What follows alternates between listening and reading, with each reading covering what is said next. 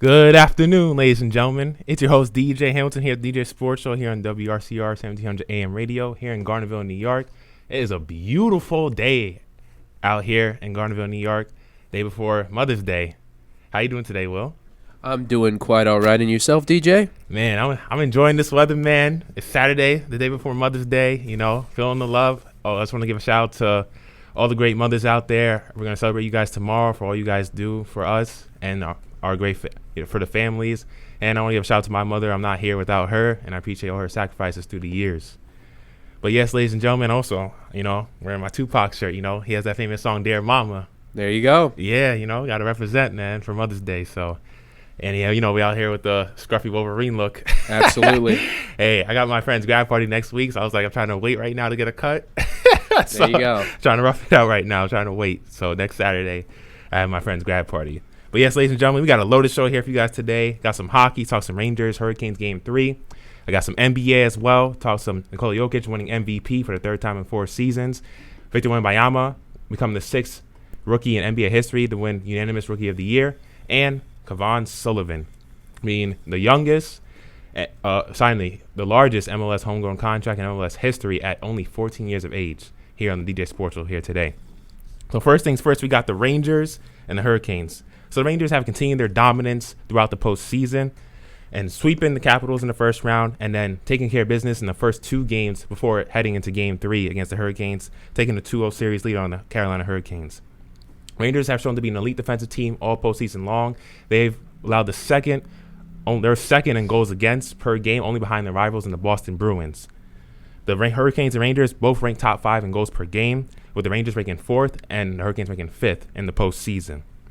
And they have shown that throughout the first 2 games because both teams, they combined between the both of them 14 points, and the Rangers coming up on victorious in both games 4-3. Game 1 was the Micah Zibanejad game. He scored or assisted on 3 of the Rangers' 4 goals in that Game 1 victory. And Game 2 was more of a collective team effort. Alexis Lafreniere scored, the former number 1 pick in 2020. Vincent Trocheck scored. You also had Chris Kreider scoring. And then I like to call him Artemi Panarin, the precise playmaking Panarin, making big plays for the Rangers. He had 3 assists in that game and doing whatever his team needs to win. The Rangers have been incredible capitalizing on the power play throughout the first 2 games of the semifinal series against the Hurricanes, scoring 4 points to the Hurricanes 0 in that span. So Game 3, what was it going to be for the Hurricanes? This is sink or swim time now. You need to win this game. You can't afford to go down in an 0-3 deficit because it's hard to come back from that in any sport. Or are you going to make this a series, winning Game 3, and then have a chance to tie it in Game 4, 2-2. So let's get into Game 3. To start the game, there weren't many shot on goal attempts by either team in the first 10 minutes of action. The Rangers only had like 3 shot on goal attempts within the first couple minutes of the game. But the Hurricanes got the ball rolling with the Hurricanes left winger Jake Genzel scoring the first goal of the game at the 10-14 mark midway through the first period. The game got chippy, though, between the 2 teams. He had the Rangers Jimmy Vesey, and Brian Goodrow getting into it, where Hurricanes Jesperi Kotkaniemi, some of these hockey names hard to say, and Dmitry Orlov, as they had unsportsmanlike conduct, and it kind of canceled out the penalties between both teams. The Rangers struggled in Game 3, though, trying to convert on the power play, which was a contrasting performance in the power play compared to the first 2 games. They went 0 for 4, something they have been very efficient with throughout the postseason, where they have been 10 for 25, 40% prior to Game 3. The Hurricanes also failed to capitalize on power play opportunities. They were 0 for 5 in Game 3, which I'm sure they wish they had back considering the end result of Game 3. So the second period, the Rangers kind of struggled to get anything to go offensively, but they finally got on the board with Chris Kreider, with a shorthanded goal from Micah Zibanejad's forward pass. Both the Hurricanes and Rangers, for the most part, failed to really get into a real smooth offensive rhythm, and it really showed throughout most of the period. Pyotr Kochetkov of the Hurricanes, he's a young goalie. He was pretty solid throughout the game. He had an 88 save percentage. He saved 22 of the 25 shot on goal attempts. I'm sure he wished he could have got that last one and prevented that from happening in overtime, which we're going to get into very soon. But for the most part, he was really, really good, and he did the best he could. But this is a Rangers team that is high-powered offensively, and they have been elite all year long. The Rangers in the third period won a big face-off with Vincent Trocheck taking a big hit as a lead to Alexis Lafreniere fast break goal to give the Rangers a 2-1 lead. So Trocheck was basically like a decoy, getting the puck, taking a big hit, passing it off to Lafreniere to score that goal to give the Rangers a lead down the stretch of the third period. The Hurricanes will come back and score near the inside 2-minute mark off a broken play that led to the Andrei Svechnikov goal to tie the game with 1:36 to go in regulation and a 6-on-5 man advantage. Kreider had a chance for a go-ahead winner, but the Canes came in clutch with great defense, I would say, to prevent them from getting a shot off to knock the puck out from him to eventually force overtime. So how will the Rangers respond going into overtime when you had a chance to take Game 3 and take a commanding 3-0 series lead? And the Hurricanes, they're rolling, and I'm sure the crowd is hyped. It's a ruckus crowd. You're on the road in North Carolina, and you're probably going through your mind mentally, man, Chris Kreider's probably going through his mind mentally, man, I should have scored. That was right there. I let it slip, let it slide. But they showed resiliency that they have shown all season, their mental toughness. And how would they respond? Well, Artemi Panarin, like I said, precise playmaking Panarin, making big plays once again, saving the day to score the game-winning goal on rookie Kochetkov within 2 minutes of overtime to give the Rangers a 3-2 lead to take a commanding 3-0 series lead on the Hurricanes. Here are sounds from that moment. Dropping it back off. And Shesterkin knocks it aside. Good roll. Ahead for Lafreniere with Panarin. Lafreniere scored the second goal for the Rangers. Lafreniere with a shot that missed the net. Drury plays the puck for Carolina. Now Lafreniere moves it right back down. Off the stick of Orlov. Puck comes in front. Score!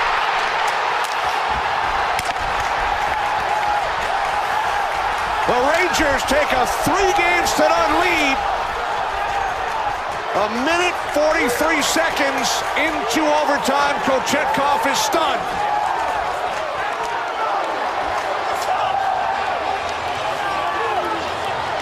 So is the bench of the Carolina Hurricanes. Are sitting here. They can't believe it. How about these Rangers? You heard that? Kochetkov is stunned. You should have seen the agony and pain on their face, man. If you watch the game, you're like, man, how did he score that? The crowd, they thought they had the game, and then, man, now they take a commanding 3-0 series lead. Here's New York Rangers coach Peter Laviolette on the game. Peter, just what did you say about the group? You give up the late goal, but yes, you find a way to win in overtime. Yeah, I mean, excuse me, sorry. My voice is fading here a little bit. I think oftentimes when that happens late in the game, it can deflate you. But I really liked the way we moved through that game. We knew that we were going to have to handle their heat in the first period. And we took some penalties that are on us. We a couple that we just shouldn't take. And so that kind of fuels them as well. But from the first period on, I thought we got better every minute of the game, or better in the second, better in the third, better in the OT, and played a really solid game. And so if you kind of look at it like that, it's unfortunate they pulled a goaltender. You're a minute and a half away from walking away from it. But the reality is we really liked the way that we were playing the game. And we kind of rolled that out into the overtime. Peter? Yes, that's New York Rangers coach Peter Laviolette on the Rangers Game 3. Now they take a commanding 3-0 series lead to improve to 7-0 in the first postseason, marking the first time they have done so as a franchise since 1994, which was the year last time they won the Stanley Cup. 30 years. Well, 30 years. That's a long time. Yeah, 3 decades ago, man. And then they also become the first team in the NHL since 16 years ago to do so with a 7-0 start in the postseason since the Pittsburgh Penguins, that team that made the Stanley Cup, but they lost to the Detroit Red Wings that year. So, yeah, it's a good time to be a New York sports fan. I know, sadly, the Knicks lost last night, but for the most part, they've been pretty incredible about the postseason. And the Rangers, they're doing their thing. They're 9 wins away to win that Stanley Cup. 1 win away from reaching the Eastern Conference Finals, where they'll play either the Florida Panthers or the Boston Bruins. So I'm interested to see them continue to excel and do what they have to do to win the championship. I would love to go to New York Parade. I know you don't watch sports, Will, but Hey, wouldn't you go to a New York sports team if they won a championship, the parade in New York City? I mean, why not, you know? Yeah, it's been a long time, man. Like, last time a New York sports team in any of the major sports won a championship was the New York Giants in 2012. It's been over a decade, man. Been a minute. Yeah, it's been over a decade, man. And then before them, it was the New York Yankees in 2009. I remember that. That feels like ages ago. But yes, ladies and gentlemen, that's hockey for you from New York Rangers, and Game 4 will be today. So hopefully they can close out the sweep and advance to the conference finals. Coming up next here on the DJ Sports Show here on WRCR 710 AM Radio, we're going to talk about some NBA. Nikola Jokic winning his third MVP of the last 4 seasons. And I'm going to talk about Victor Wembanyama being named the 6th rookie in NBA history to win Rookie of the Year unanimously. Listen to DJ Sports Show here on WRCR 710 AM Radio, and we'll be right back. Yes, ladies and gentlemen, we are back here on DJ Sports here on WRCR 1700 AM Radio. Now let's get into some basketball, some NBA for you guys, my favorite sport, man. So the NBA MVP was announced on Thursday on the legendary award-winning show Inside the NBA. The Denver Nuggets, Nikola Jokic, has won his 3rd MVP of his illustrious career. Here's the audio from Inside the NBA on announcing the MVP. Here are the finalists for Kia NBA Most Valuable Player. Luka Doncic of the Dallas Mavericks. Wow. Nikola Jokic of the Denver Nuggets. And Oklahoma City's Shai Gilgeous-Alexander. Got 2 MVPs here. This guy is closest. But you passed up a charity golf tournament today in Alabama and wanted to be here, and you're wearing a new suit, so you get to Wanted do to the be here. honors. He's supposed to be here. He works. He didn't want to be late. Okay. I appreciate it, Ernest. Next time, big fella. I'm not going to look. I want to just wait till he hears it. The 2024 MVP from the Denver Nuggets, Nikola Jokic. And we congratulate the Joker, who for the 3rd time is the Kia MVP of the NBA. 26 points a game, was number 10 in the league. Yes, that marks the 3rd MVP for Nikola Jokic in the last 4 seasons. And he joins an exclusive club of NBA legends and NBA lore. He's rising up the pyramids of the all-time greats, ladies and gentlemen. You want to know how many players in NBA history have won 3 or more MVPs? Well, the list is Bill Russell, Wilt Chamberlain, Magic Johnson, Larry Bird, Kareem Abdul-Jabbar, Michael Jordan, LeBron James, Moses Malone, and now the Joker, Nikola Jokic. That's the list. That's it. He now surpasses people who won 2 MVPs, who won them in back-to-back seasons, such as legends such as Stephen Curry, who won it in 2015 and 2016 unanimously. He won it at Tim Duncan, San Antonio Spurs, who won it in 02 and 03. Giannis, who won it in 2019 and 2020, just to name a few. So he passes the amount of MVPs those guys have now having 3. And he's only 28. He'll be 29 in the summer. He still has years of his prime left, half a decade. So this and his game is not predicated off athleticism. He plays the game with a high IQ. He's like Albert Einstein on the court, is what I call him. His averages of MVP: 26.5 points per game, 12.5 rebounds per game, 9 assists per game, shooting 58% from the field and 36% from downtown. This guy was an assist away from averaging a triple-double, and if he were to do so, he'd be the first big man to do so for an entire season. The voting wasn't even really close for MVP, as Nikola Jokic garnered 79 first-place votes, 926 total points, to Shai Gilgeous-Alexander, Oklahoma City Thunder, who had 15 first-place votes, 640 total points, and then Luka Doncic of Dallas Mavericks received 4 first-place votes of 566 points to round up the top 3. And then around the top 5, you had Giannis Antetokounmpo of the Milwaukee Bucks and Jalen Brunson, New York Knicks, who finished 4th and 5th, respectively. Jokic now becomes the first center since Kareem to win MVP 3 times in 4 seasons, when Kareem did it back in 1973-74 to 76-77. He's also the second player to record 2,000 points, 900 rebounds, 600 assists in a season. The other player to do that, Oscar Robertson. So Nikola Jokic, I know they're trying to defend their champion. They got a big win last night, a needed win in Game 3 over the Timberwolves on the road. And they're going to have to repeat that again tomorrow when they play Game 4 in Minnesota to tie the series up. But Nikola Jokic, man, he deserves MVP. I know Shaq was hating. We're probably going to get into that near the end, but Shaq was hating on Jokic winning his 3rd MVP, but he definitely deserved it. Quickly now, Victor Wembanyama, he named his Rookie of the Year. San Antonio Spurs, he got all 99 first-place votes. No surprise. Second place was Oklahoma City Thunder rookie Chet Holmgren, 98 second-place votes. He probably would have been in any other year, Rookie of the Year, if Wembanyama, a talent like him, wasn't playing in the same season as him. Victor Wembanyama is the 6th unanimous Rookie of the Year in NBA history, joining rookies such as Ralph Sampson, 1984, Dave Robinson did in 1990, Blake Griffin in 2011, Damian Lillard in 2013, and Karl Anthony Towns in 2016, who was the most recent one. In 71 games, Wembanyama averaged 21.4 points, 10.6 rebounds, 3.9 assists, led the league in blocks with 3.6 blocks per game, and 1.2 steals per game. If you combine that, stocks, steals, and blocks, that's 4.8 right there. Incredible. And he's only 20 years old. First player since Shaq's MVP season in 2000 to average over 20 points, over 10 rebounds, over 3 assists, and over 3 blocks. And he did that as a rookie. So imagine what he's going to be like by 5 years from now if he stays healthy and they put infrastructure around him, a better team personnel, and he gets more experience, stronger, polishes up his game. It's going to be scary. And he has the mindset, too. That's why I call him the French Mamba. Yeah, how you like that one, Will? I like it a lot. I call him that because he has the killer mindset, and he gets it from, his idol Kobe. So, yeah. And then second rookie, lead the league in blocks since they recorded blocks as a stat in 73-74. Nuke Ball was the other one. And he's the first player in NBA history with 100 or more made threes and 250-plus blocks in the same season. No other player in NBA history has done that. I mean, like, even in this new era, Karl Towns hasn't done that. Joel Embiid hasn't done that. Who else do we want to name? Giannis hasn't done that in his new age. Kristaps Porzingis, like, none of them have done it. And the new age unicorn bigs, Anthony Davis hasn't done that.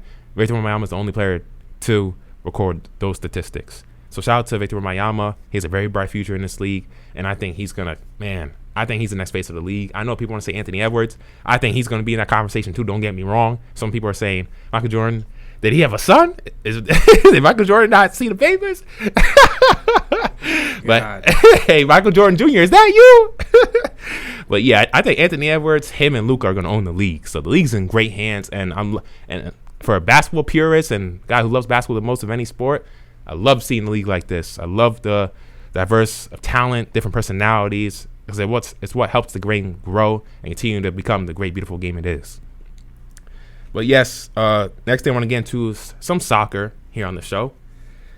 We have the biggest MLS homegrown contract signed recently in MLS history, with the Philadelphia Union signing a 14-year-old phenom prodigy, Cavan Sullivan, to the largest contract in MLS history, worth up to $500,000 annually through 2028, and it includes a Manchester City move potentially when he turns 18. Because remember, if you're not allowed to play in the Premier League until you're 18, because considering that's the age you're pretty much considered a adult in the U.S., a young adult by most people. So that makes sense. And this guy is incredible. This guy Sullivan was a CONCACAF U15 Golden Ball winner. He helped the U.S. win the tournament for the first time ever, and in that tournament, he scored 4 goals to help them win. He was the 5th youngest player to sign a first-team contract in MLS history. He joined the Union Academy back when he was 10 years old, and his brother Quinn plays for the Philadelphia Union as well. He joined them back in 2021, and he's only 20. His older brother Quinn is only 20, so he's young himself, and he joined the club when he was like 17. So I think that makes sense. He has his brother right there beside him who can help him, groom him along the ways when he's going through ups and downs, keep him grounded, and also lift him up when he's going through tough times. Because this kid's 14. The dude's barely a teenager. Imagine getting $500,000 a year at 14, and you're barely going through puberty yet. Man, it's like crazy. If he makes his debut on or before July 29th, 2024 of this year, he will become the youngest player to make a debut among top North American pro sports, whether NBA, MLB, MLS, NFL, NHL, or the National Women's Soccer League. He also will become the youngest player to make his debut among the top 5 European soccer leagues. The Union currently sit 8th in the East of the MLS. They have a 3-5-2 record through 10 matches thus far. They can use his talent. I watched some videos on him yesterday. The dude's skilled. He can dribble. He has speed. He has the footwork. He has the creativity. So I can't wait to see how he develops over the next coming years. I want to see what he is for the next 4 or 5 years. Hopefully he stays healthy, stays on the grind. And Man City will reportedly pay $5 million to trigger a prearranged clause in Sullivan's contract to bring him to the Premier League once he turns 18. Here's Cavan Sullivan, the 14-year-old teenager, who discussing on how he's going to block out the noise and hype, considering he just signed the biggest MLS homegrown contract in MLS history. One more. You heard your coach there call you a generational talent. You've heard terms like that before. How, as a 14-year-old, do you kind of block all that out and be a 14-year-old playing professional soccer? Yeah, I mean, my family in front of me, they always help keep me grounded, but I think it's my mindset in and of itself is one of my best qualities. I'm usually level-headed, and I think despite all the noise and whether it's positive or negative, I sort of just I'm focused on my game and my development. It doesn't really get to me whether it's good or bad. So yeah. Yes, that's Cavan Sullivan, the 14-year-old phenom who just recently signed the biggest MLS homegrown contract in MLS history, and he's a native from Philadelphia, from Pennsylvania. So the Sullivan family is they're a soccer royalty. His mom and both his parents, Dad Brandon Sullivan and Heike Sullivan, they played soccer in college as well, and he has other a year older twin brothers as well who also are playing for MLS next teams as well, and they're going to be have bright futures as well. So this is a really soccer royalty type team, family. But yes, ladies and gentlemen, coming back, I'm gonna do my first ever edition of DJ Spin That Ish. How you like that? How you like that? Well, I just got one topic. There you go. Hey, but we're gonna take a quick little break. We'll be right back. We'll be back in about 30 seconds to a minute. So don't go anywhere. We'll be right back here on WRCR 1700 AM radio. Yes, ladies and gentlemen, it's your one and only host here of the DJ Sports Show here on WRCR 1700 AM radio here in Garnerville, New York. And I'd like to introduce a section for the first time called DJ Spin That Ish. So I introduced this section. I was going to do it a while ago, but I was like, maybe now's the perfect time. DJ Spin That Ish will just be a quick section, part of the podcast and radio show, where I'll just quickly throw out some stuff going on in sports, media, or in sports. Just give my little 2 cents on it or what's going on quickly. Not diving too deep into it since it's near the end of the show.